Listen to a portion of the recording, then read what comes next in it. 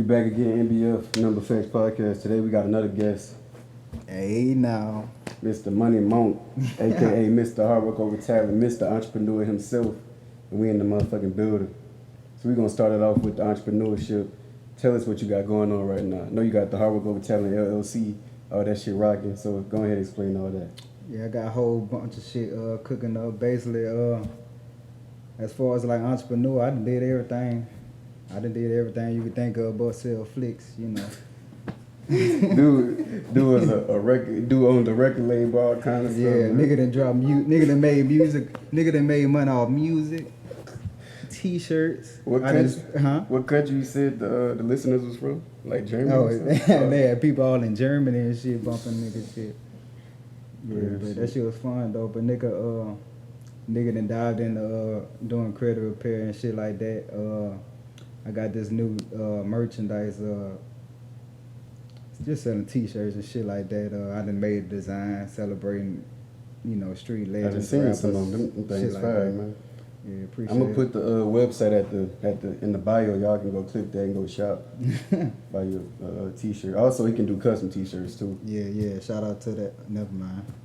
Yeah, man, you can't get banned around this bitch. But speaking of like the credit repair, like how long you been doing that? I know you went to school for business marketing, so you real. Yeah, nigga got a whole bachelor's in marketing, so I try to practice that shit as much as possible with everything I'm comfortable with. But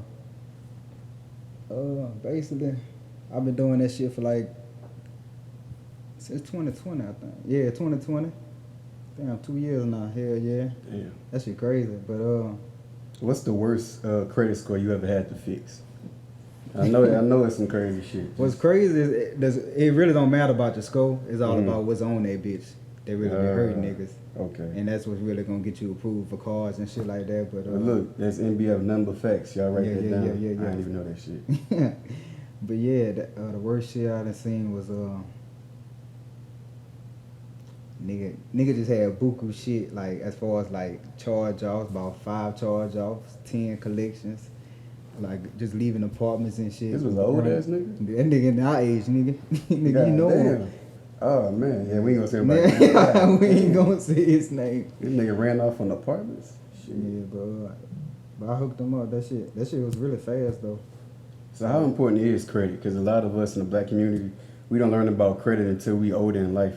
Type shit. That shit run the world, and it's deeper than what people think. Basically, it's way deeper than what people think, and you just gotta educate yourself about it. And basically, if you know how to run credit, basically, if you know how to flip your credit, as far as like build your credit, I'll say it's easier to get a $10,000 or $20K or whatever. It's easy to get rich off credit than it is another way, I guess. Right.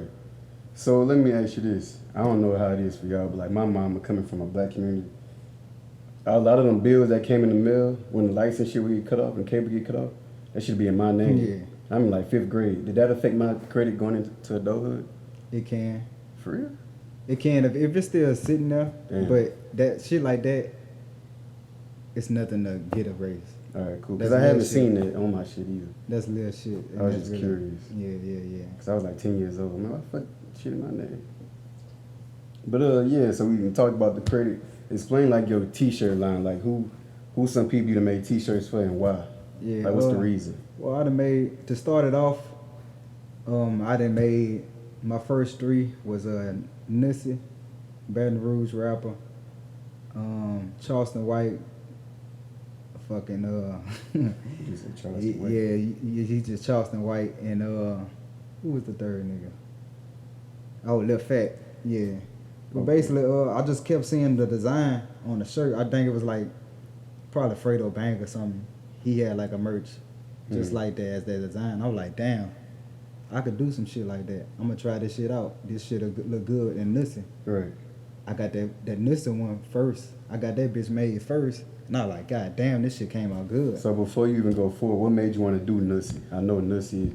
To some people that don't even know who Nussie is, you want to speak on him right quick? Yeah, he's just he's like he's just a perfect example of what I wanted to broadcast. I feel like we celebrate we don't celebrate him enough, I guess. Celebrate individuals like him enough. He get overlooked. And I actually named the shit Underdog Collection. So everybody I put on the shirt, I feel like it's like some underdogs, you know. Okay. And like for him, for example, like he doesn't get the credit that he deserves, I guess you could say. Right. What do you call himself? The good bad guy? The good bad guy. The good bad guy. Hell yeah. And so what about Lil Phat? I know his life was cut short at what, 19? Yeah. That's what made you want to do Lil Phat? I know you was a big fan. Yeah, I was just a big fan, and I feel like a lot of people fuck with that. And he was just like the perfect person too, because he influenced a lot of rappers, big time rappers that's relevant now and shit like that. Yeah. And it was just that was the first time I seen DJ Khaled host a mixtape. Yeah. To my knowledge. I ain't know that shit till like after the fact. Like when this shit was hosted by DJ Khaled, what the fuck? Nigga 16. That shit wild. So speaking of the t-shirts, last but not least, Charleston White. So you feel like he an underdog? Like explain that. Because the other two people deceased. So explain the Charleston White situation. Charleston White? Yeah. He was basically an inspiration of like the meaning behind the shit, basically. Like his whole movement, I understand and I really agree with a lot of shit he's saying. And it's like, he a genius, plain out and simple. Like that nigga a genius. Like he definitely know how to troll. He and get a reaction out of people. He troll and get a reaction, but it's like, how can I put it? He basically he put shit out there like she might have to cut this part, but no, he good. I'm trying to think. He kind of remind me of the late. I mean, don't talk about the same shit, but he remind me of like Kevin Samuels. Like they say real shit, but people will take the bad shit and the bad shit will go viral. Yeah. So if that's all you see, you feel like, oh, that's a fucking nigga. Yeah. Like, fuck what he basically reflecting what the black community is. Yeah. But a lot of people hate him. But a lot of shit he doing is like the truth. Like for example, what he said. Fuck, what the fuck he said. But that's the problem with the community. We hate the truth. Mm-hmm. We hate for somebody to tell us about He put it out there like on Front Street basically, and like in a rude way. But it's like what's that rapper name? Trap Boy Freddy. Yeah. Like Did he just get arrested again? I think so. But he out here celebrating Mo 3 death. Right. But they are frowned upon, Charleston White, for saying fuck this person, fuck this. Right. He'll give Mo flack because he just not on the beat type of shit. He just saying it out loud basically, right. In like a more direct way. He not saying it on the rap beat, so so it's different. And like a lot of shit, when he be saying fuck people, he want people like to separate the idol, the rapper, from the real man, basically. And that's basically what I want to do from the what's it called, from the shirts. I want to celebrate that person, cause every time I post, market a shirt that I'm coming out with, I put like the real person name. Like as far as Nussie, I want to celebrate Chris Jackson. Right.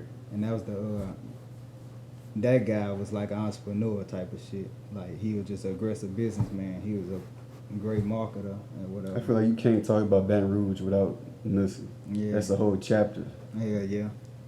And also, but with the Charleston White thing, I feel like I disagree and I agree with a lot of stuff he say. But one thing I agree with is when he talk about how like fans are hypocrites when it comes to these rappers getting killed and killing each other. Mm-hmm. Like one rapper kills somebody. Say my favorite rapper kills somebody. I'm singing a song talking about, yeah, I'm smoking on him. But if my favorite rapper get killed, now I stop the violence. Yeah. Black Lives Matter. Yeah. But it wasn't matter when they was smoking on that nigga Pac. Hell like, yeah. I don't know. Hell yeah. So what you don't agree with? Just sometimes his delivery. Mm-hmm. Sometimes he just say some crazy ass shit. But that's like, for example, he reflecting what rap music is. Right. They'll say it on the beat and it's all cool. Like I forgot what he said. Like what Rick Ross I was just saying, talking about he put a mile in the drink type of shit. He basically advertising rape and shit, but we bumping that bitch. We're singing that shit in the club. Singing that shit. But when nigga nigga, when he say wait, and then he put game, cause so you heard him say like I rape white women and shit like that. I did hear him say that. Yeah. His whole approach with that shit is like he bring a light to a law. Like basically a lot of people like running trains and shit. Running trains and shit, like that's basically that. Technically, that shit against the law if you really break that bitch down. I don't run trains, so I ain't even know. You niggas, So, what Pimp C say? yeah, Niggas that run yeah. trains. So he'll say some bold shit like that just for you to peep in, to dive in for his explanation or whatever. But only a certain people will get that far. So how you feel about the snitch allegations? Because I don't consider him a snitch.